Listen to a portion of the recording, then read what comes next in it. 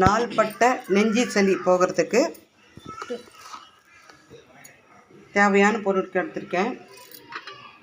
இஞ்சி, பூண்டு, மிளகு, ஜீரகம் 10 எடுத்திருக்கேன். மிளகு சேர்த்துக்கலாம். இஞ்சி ஒரு பெரிய துண்டு, பூண்டு 2 சேர்த்துக்கலாம்.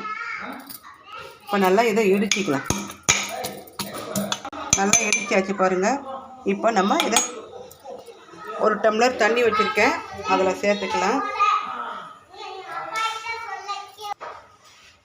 ஜீரகம் 1/4 டீஸ்பூன் போட்டிருக்கேன்.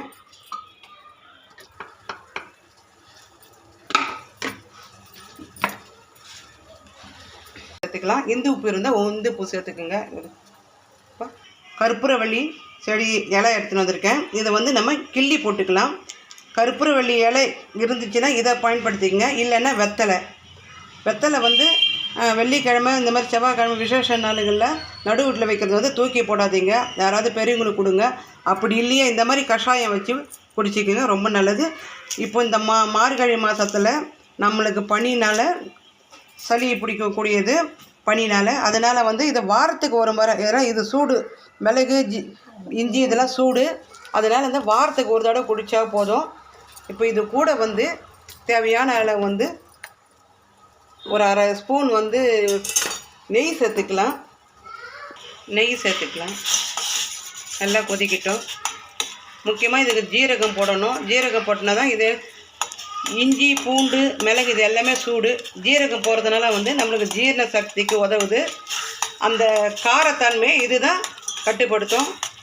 அதனால் ஜீரகத்தை தாராளமாக போட்டுக்கலாம். இது டெய்லியும் குடிக்காதீங்க, சூடு கலைப்பி விட்டுடும். நாள்பட்ட நெஞ்சு சளியை கரைக்கக்கூடிய பெரியவங்க குழந்தைங்க எல்லாம் குடிக்கலாம். வெண்ணெய் இருந்தால் வெண்ணெய் போட்டுக்குங்க. நான் வெண்ணெயில் தானே நெய் போட்டிருக்கேன். இந்த டிப்ஸ் உங்களுக்கு பிடிச்சிருந்தா ஷேர் பண்ணுங்கள், லைக் பண்ணுங்கள், சப்ஸ்கிரைப் பண்ணுங்கள். இந்த மாதம் ரொம்ப முக்கியமான ஒரு பதிவு தான் இது. நம்ம காலையில் எழுந்து கோலம் போடுவோம். அப்போ அந்த பனினால் நம்மளுக்கு சளி பிடிக்கக்கூடியது. அதனால் இதை பயன்படுத்திக்கோங்க.